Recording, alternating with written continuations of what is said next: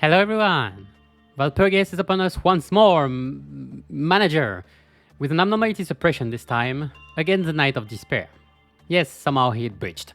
And with it, a bunch of missions, more or less troublesome.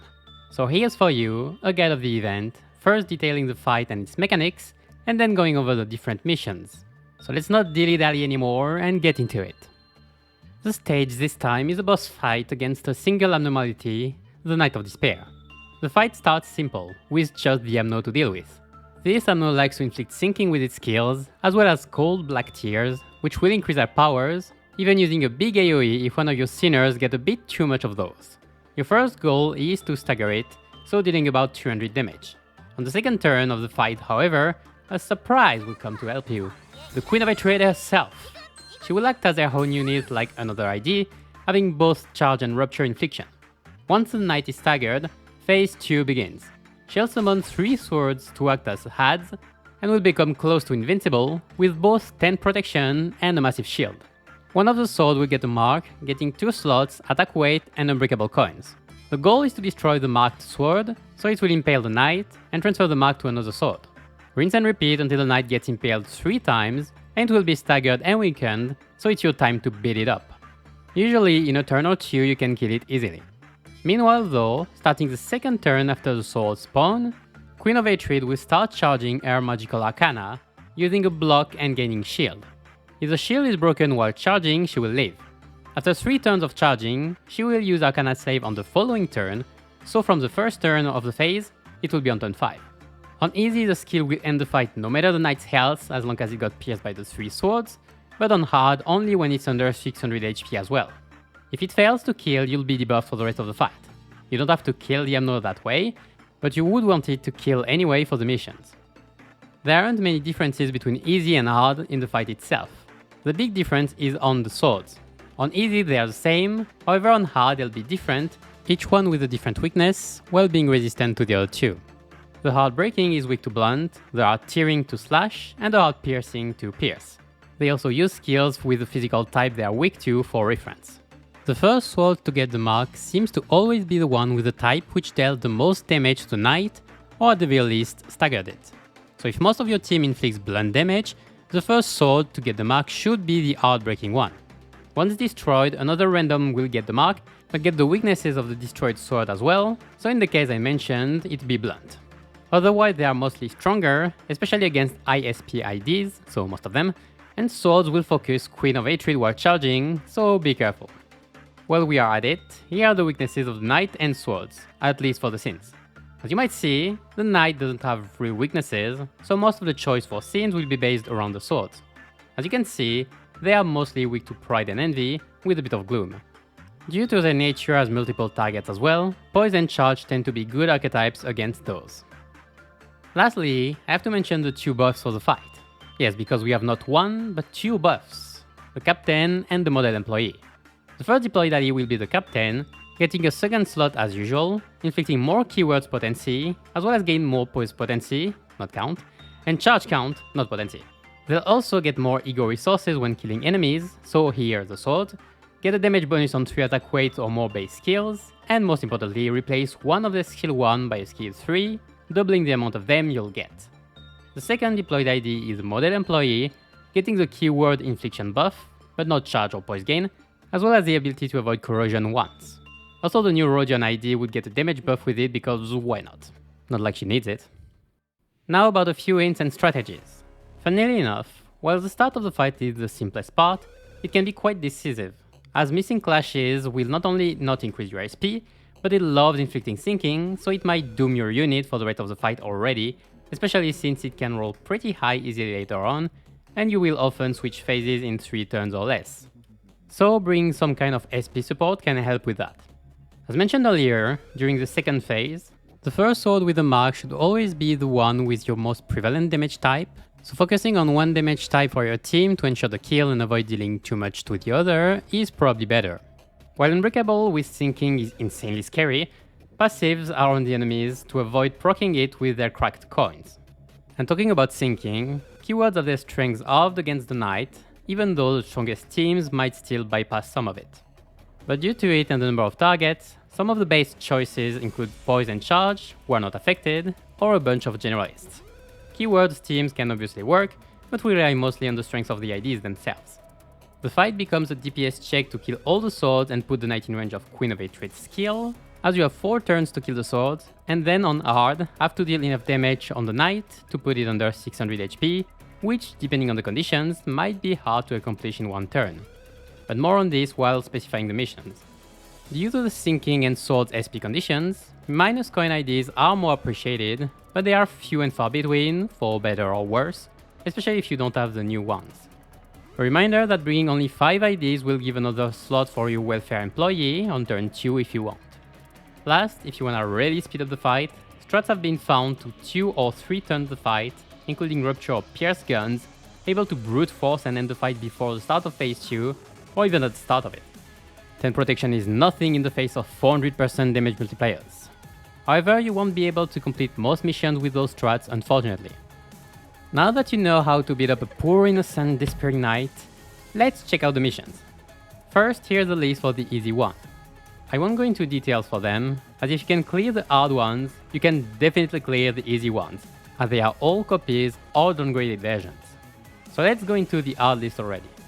Most of these missions aren't particularly hard to accomplish, but rather annoying, as a lot of them can be dependent on RNG and your luck, be it for targeting, speed, or bite coin flips at the start, ruining your SP.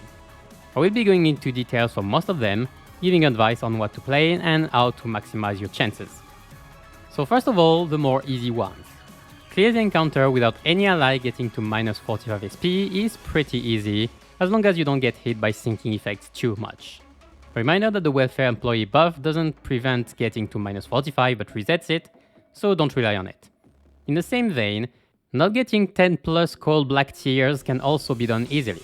Both it and sinking won't apply on cracked coins, so avoid one-sided attacks or losing clash against unbreakable coins as well, especially against the bigger skills. Similarly, not having any ally die can be easy as long as you're not too unlucky. If you win clashes against the knight, even a big 5 coin skill will do nothing, so most damage will come from the swords, especially the marked one. So killing it as fast as possible to avoid AoEs and breakable coins is the easiest method. It goes kind of in pair with those missions, not letting your captain and model employee get hit more than 5 times, and Queen of Hatred more than twice. The way to do this is simply to win clashes, and make sure your other IDs are taking the one-sided attacks, and especially are the ones facing the unbreakable coins. Marked swords have AoE and unbreakable, so you might take a few hits, but they usually don't have too many coins. Your best way to deal with them is again to destroy them in 1 turn, even avoiding clashes if you can destroy it before it skills.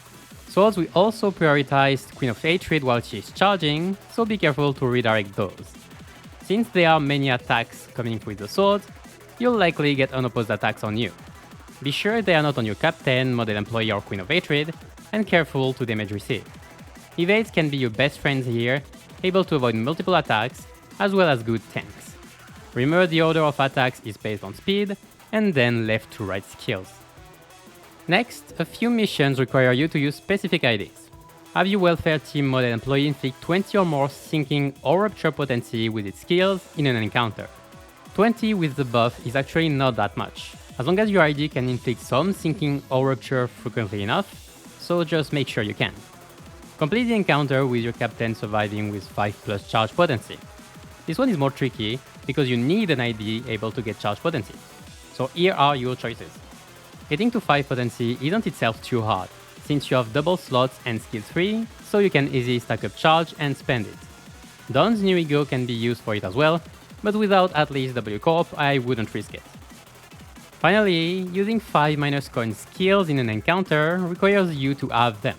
So here are your primary choices, having the most, and then your secondary choices. Can be tricky with those having only skill 3s being minus coins. However, it's not said it has to be used by one ID, so you can use multiples, and it doesn't say it has to be base attack skills, so ego should be able to work as well. Best ones for this include cheap ones with minus coins Awakening, or cheap Zain's Corrosions. The last 4 missions require you to play around the mechanics. Complete the encounter without letting the sword revive just means you have to avoid dealing too much damage to the unmarked ones, so they don't get to 1 HP. Defense skills are your best choices. Careful that they will prioritize Queen of Hatred. Having the captain destroy the 3 swords with helpless tears means that they are the one that has to kill the marked sword each turn. In easy, weaknesses aren't a problem, but a reminder that in hard, they have different weaknesses, being very resistant to the others. Since the first one seems to be of your biggest damage type, having your captain of that type as well should ease the task considerably. Otherwise, you might want to restart until it's the case. As the welfare employee clash against each sword once just means that. Clash with each one. It doesn't say to win the clash, so losing is okay too. While it may seem simple, there are 2 problems. First, missing the clash or going against unbreakable coins will hit your ID, so it might clash with the other mission to not get hit.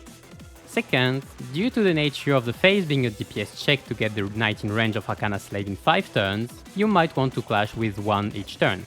However, since your captain wants to kill them, if your employee is not faster than them, you would have to forget at least the first turn, and then it's dependent on RNG for which sword go next.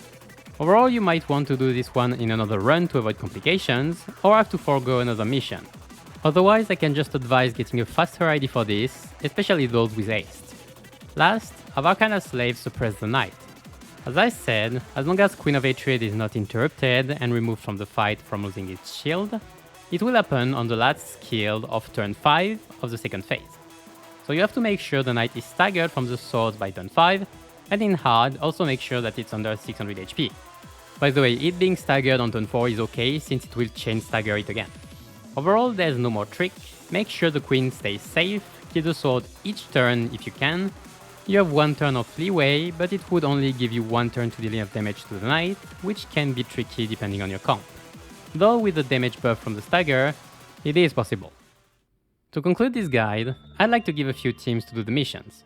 I've tested them on stream, however not all of them can complete all the missions. As I said earlier, you might need specific IDs.